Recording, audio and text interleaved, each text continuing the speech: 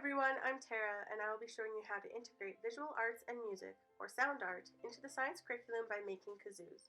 What is the inspiration behind this project? Well, I first searched contemporary artists and came across a lot of painters, like Jackson Pollock and David Hockney.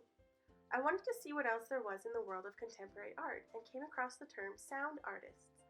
Some of the artists I found, such as Simon from Switzerland, uses everyday objects to make art. In this clip, Simon uses cardboard and spinning wood panels to replicate the sound of rain.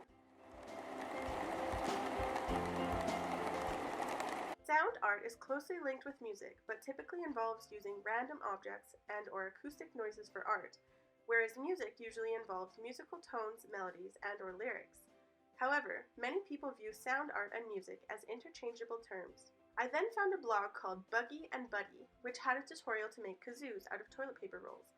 I liked that idea because students could make their own sound art from the kazoos. According to the Saskatchewan curriculum, grade 1 students will be able to express their creativity by decorating their kazoos with paint, create musical expressions, as well as demonstrate their understanding of rhythm, patterns, dynamics, pitch, and texture. But not only does this project fit with the art curriculum, it also fits with the grade 1 science unit that looks at exploring our 5 senses. With this project, students will be exploring their sense of sound, as well as their senses of touch and sight, while making and playing their own kazoos. The materials needed for this project include a cardboard tube such as a toilet paper or paper towel roll, wax paper or parchment paper, scissors, a rubber band, a thumbtack or something sharp to poke holes, paint and/or other art supplies to decorate the kazoo.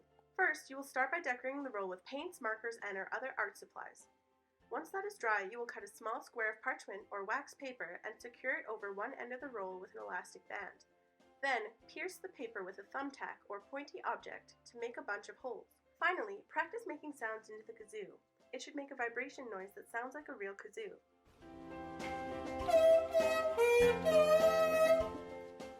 This project should take around an hour to complete, roughly 20 to 30 minutes to decorate and create the kazoos, and 30 to 40 minutes to play them and inquire about them as a class. For the inquiry aspect of this project, you can have a class discussion and ask your students questions such as, what does it sound like when you blow into your kazoo?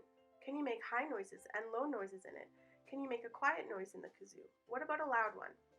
You could also make rhythms and ask your students to repeat them on their kazoos. You can have a couple students play together and ask the class how 2 kazoos sound different than one, or you can play 2 rhythms and ask them if they were the same or different. You can also invoke the other senses such as touch and sight. Ask them what the cardboard feels like compared to the parchment paper. Which one is rougher, smoother? Have them compare the colors and designs of the other students' kazoos. Which ones are bright colors? Which ones are dark? Do some have unique designs? You can also add variations to your kazoos to see how the sounds change. You can use tinfoil or a longer tube, or poke holes on the side of the toilet paper roll and cover some or all with your fingers when you blow. How do these kazoos sound different? For assessment purposes for this project, I would recommend using formative assessment, which can be done mostly through observation while you are leading the inquiry questions and the students answer as a class. Guiding questions and explanations can help keep the students on track while the inquiry occurs. Thanks for watching! I hope you enjoy making sound art with your class.